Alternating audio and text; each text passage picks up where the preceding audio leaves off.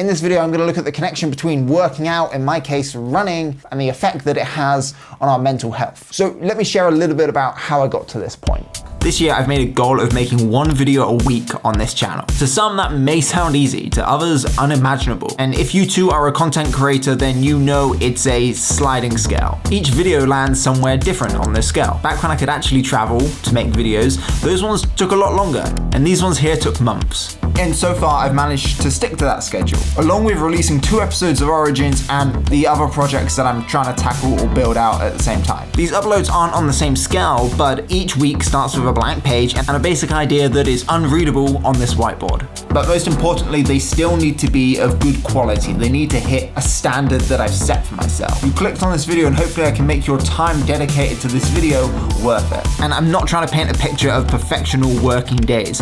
I definitely have my down days and procrastination sessions. But overall, it's working for me. And the big difference is I'm working less and running more, like so much more.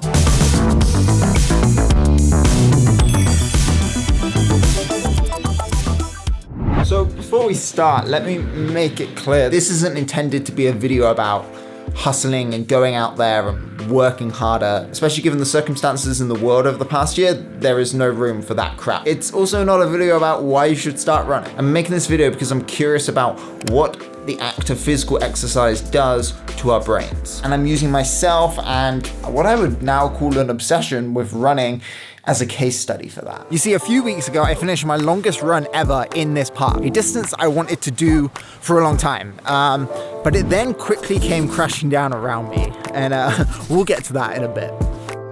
I've been running seriously for the past 3 years. I'm not a great runner by any means. I'm an average long distance runner. And to quote Haruki Murakami, who is one of my recent inspirations of running, in long distance running, the only opponent you have to beat is yourself. In 2019, I started running regularly for 30 minutes at a time as a way to unwind and detach from work. In a world where this bombards us with stimulation and blurs the lines between work and social lives, my runs act as a boundary between those two worlds. In fact, a handful of studies from different universities have shown how going for a run can help regain a sense of control. A half-an-hour run improves how you process information, it can help focus your attention, block out distractions, and help with problem solving. And all of these things resonated with me, and the other week I asked you guys that follow me on Instagram to find out what running did for you. The responses were pretty similar. The ones that weren't were also very funny.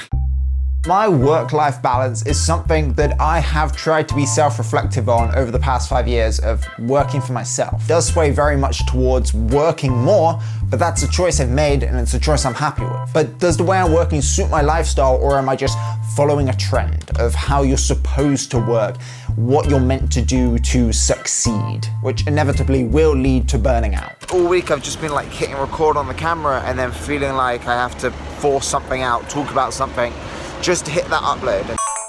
I don't want to do that.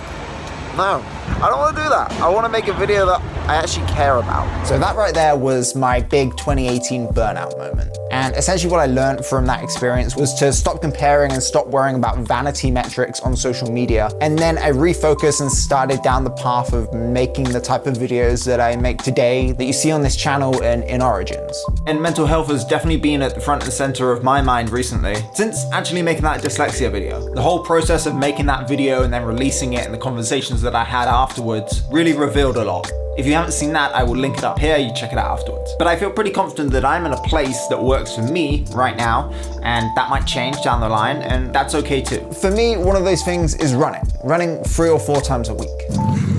Running a half marathon with Lil, it's a big bin, and then we're turning around. Okay, that's halfway.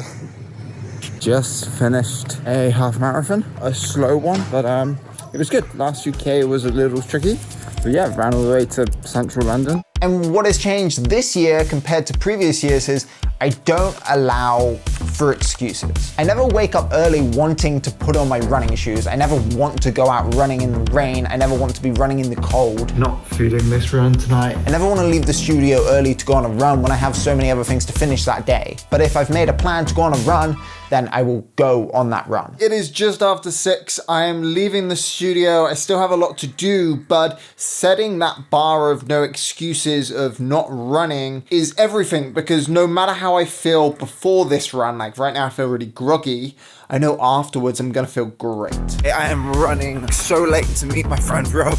What's up? What's happening, man? My alarm, and it didn't go off. Oh, wow. What do you get from running?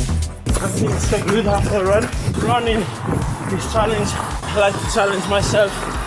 Do difficult stuff. Have a good day, yeah? Have a good run back. See you, man. Thanks. My run this morning, I feel great, but it was tough. 6.12 pace. That's slow. That's not great. But the point is, I did it. Now ready to start the day. Regardless of how I feel during a run, I always feel good for doing it. Remember at the start I mentioned that crash that I had after my longest run? I just finished that 30K and I am exhausted. Well, that was the exception to my no excuses rule. So the backstory in 15 seconds is I want to run a full marathon before my 28th birthday in May, which means I'm setting monthly goals for distances I want to hit. And the last day of February, I was due to run 30K. The week leading up to that, I got a pretty bad blister. I didn't let it heal and I ran on it. I won't go into details, but it was pretty grim afterwards.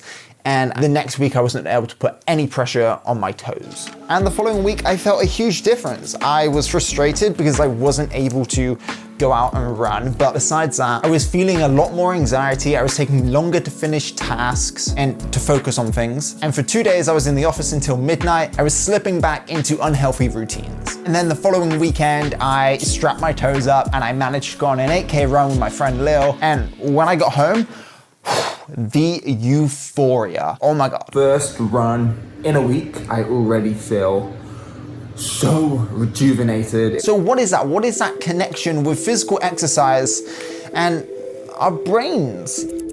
So you might have heard of the term runner's high. It's described as a brief, deeply relaxing state of euphoria that occurs after intense or lengthy exercise. But not everybody that runs extensively will reach runner's high. It's hard to measure euphoria because the experience is subjective. You may need to run for over 10 kilometers to get to a point where runner's high occurs. Saying runner's high so many times that just sounds so weird. Anyway, for many people that distance isn't an easy one to achieve, or in some cases even possible. But obviously runner's high isn't the main reason people run. There are several other physical benefits to running. But this is the bit that intrigues me. What are the chemicals that your brain releases during and after exercise? So our bodies release endorphins and dopamine. These are both chemicals that make you feel happy. So not only is your brain dumping out feel-good chemicals, but exercise also helps your brain dump chemicals that make you feel stressed or anxious. So this is all making sense now. And I don't want to stray too much off the subject here, but have you ever heard of the term dopamine hit?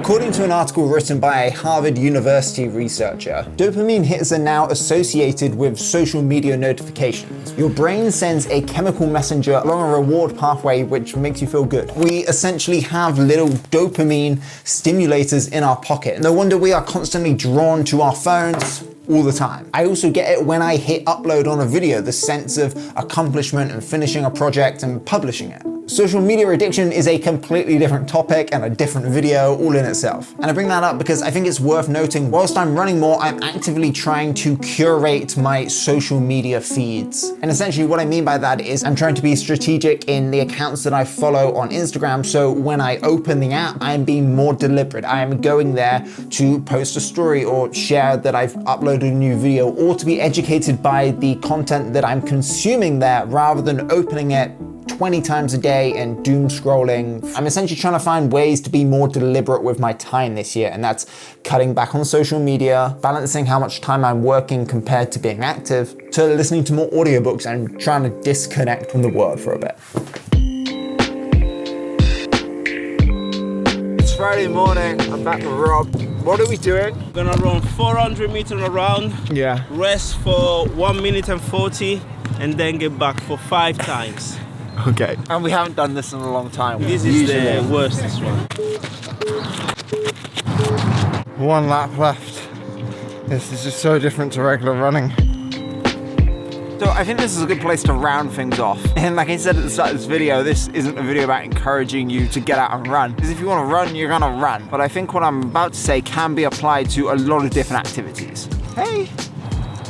The majority of my time is spent making videos for social media and YouTube. I don't want to make videos for traditional TV. I love making videos for the internet. It's the best. But at the same time, it's also the world of social media. And it's really easy to get tunnel vision and overwhelmed by it all. And I'm sure every other industry has its equivalents of its pros and its cons. And the final thing that running does to me, and this is the big one, that it has nothing to do with filmmaking on a regular basis. Today it does, but on a normal circumstances, it has nothing to do with what I do, and yet it gives me the freedom to think clearly and differently to how I would if I was stuck at a desk editing for 15 hours with Twitter open next to me. And actually pulling back a bit from the things that I think are most important in life that I do all the time to dedicate a certain amount of time to an activity that has nothing to do with it actually gives me so much space to breathe and allows me to just not feel overwhelmed or run down by any of it.